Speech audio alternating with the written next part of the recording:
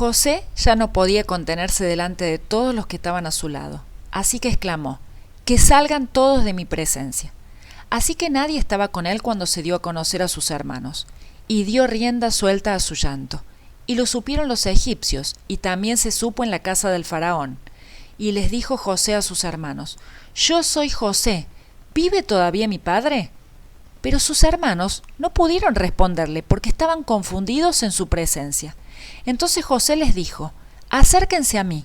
Ellos se acercaron y él les dijo: «Yo soy José, su hermano, el que ustedes vendieron a Egipto. Pero no se pongan tristes, ni lamenten el haberme vendido, porque Dios me envió aquí delante de ustedes para preservarles la vida. Ya ha habido 2 años de hambre en todo el país, y aún faltan 5 más, en los que no habrá quien are la tierra ni quien coseche nada. Pero Dios me envió delante de ustedes para preservar su descendencia en la tierra y para darles vida mediante una gran liberación. Así que no son ustedes quienes me mandaron acá, sino Dios, que me ha puesto como padre del faraón y señor de toda su casa, y como gobernador de toda la tierra de Egipto. Pero dense prisa, vayan con mi padre y díganle esto de mi parte: Dios me ha hecho señor de todo Egipto. Ven a mí, no te detengas. Habitarás en la tierra de Gosén y estarás cerca de mí junto con tus hijos y tus nietos, tus ovejas y tus vacas y todo lo que tienes. Yo te alimentaré allí para que no te falte nada, ni a ti, ni a tu familia, ni a nada de lo que tienes, pues aún están por venir 5 años de hambre. Ustedes y mi hermano Benjamín lo están viendo, que soy yo mismo quien les habla. Así que cuéntenle a mi padre de toda mi riqueza en Egipto y de todo lo que han visto, pero dense prisa y traigan aquí a mi padre». Y llorando, José se echó sobre el cuello de Benjamín su hermano, y también Benjamín lloró sobre su cuello. Llorando también José besó luego a todos sus hermanos, y después sus hermanos hablaron con él. Génesis 45, 1 al 15. Desde que los hermanos de José habían ido por primera vez a Egipto, las cosas no habían salido como ellos pensaban. Muchas cosas extrañas y sin explicación habían sucedido. En su primer viaje, el gobernador de aquel país los había tratado duramente y los había acusado de ser espías. Simeón había sido encarcelado y la condición para lograr su libertad había sido que sus hermanos se presentaran ante el gobernador acompañados de Benjamín, el menor de los hijos de Jacob. El dinero con el que habían pagado el grano había, entre comillas, aparecido nuevamente en el saco de cada uno de ellos. En su segunda visita a Egipto, el gobernador había cambiado misteriosamente de actitud y había querido compartir una comida con ellos. Luego, durante la comida, inexplicablemente, los hijos de Jacob habían sido ubicados en la mesa de acuerdo a sus edades, de mayor a menor, y Benjamín había recibido una ración de alimentos 5 veces mayor a la de sus hermanos. Al emprender el viaje de regreso a Canaán, el mayordomo del gobernador los había alcanzado y los había acusado de robar la copa de plata de su amo.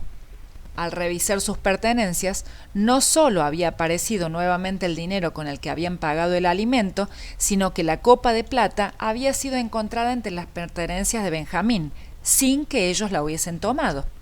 Sin lugar a dudas, todo esto era muy extraño. No obstante, detrás de todo estaba José, quien no obraba por venganza, sino guiado por Dios, a fin de mover a sus hermanos al arrepentimiento. Cuando la copa de plata del gobernador fue hallada en el costal de Benjamín, éste fue llevado a Egipto nuevamente. Sus hermanos se angustiaron tanto que decidieron acompañar al muchacho, tal vez con la intención de convencer al funcionario de su inocencia y lograr su liberación. Cuando llegaron ante su presencia, José ordenó a todos los egipcios que salieran de la habitación para poder estar a solas con sus hermanos, y allí finalmente les dijo: «Yo soy José». E inmediatamente les preguntó por su padre Jacob, de quien había sido separado tantos años atrás. Sin embargo, aquellos hombres estaban tan sorprendidos que no fueron capaces de articular palabra ni de responder a su pregunta. ¿Cómo podía ser verdad esto? José, el hermano a quien habían abandonado a una muerte segura más de 20 años atrás, estaba vivo.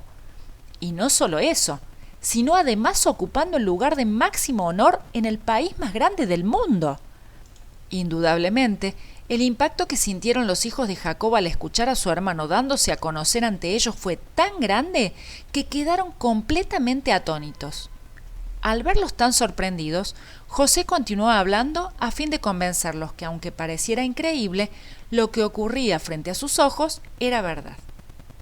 José les dijo: acérquense a mí, tal vez para poder verlo más en detalle y comprobar que él realmente era quien decía ser.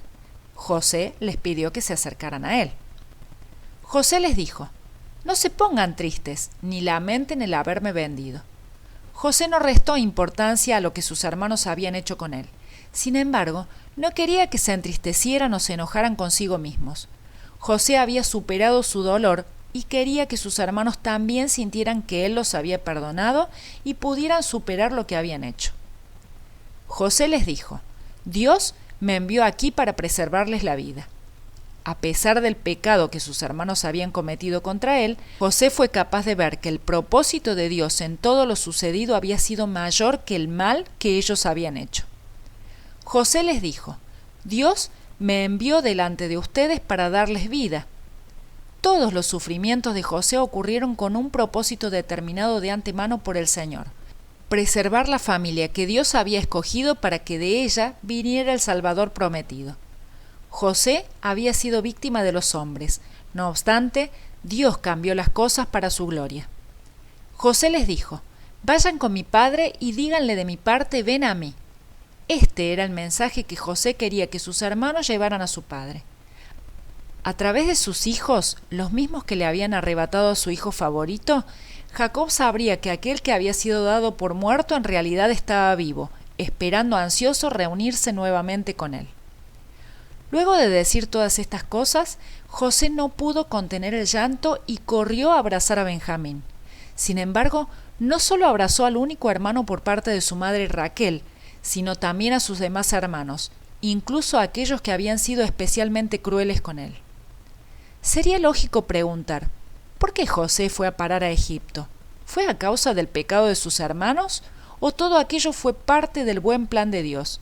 La respuesta es que ambas opciones son verdaderas. Piénsalo. Si pudieses ver la mano de Dios actuando en tu vida, ¿serías capaz de dar lugar a sentimientos de odio, resentimiento o venganza?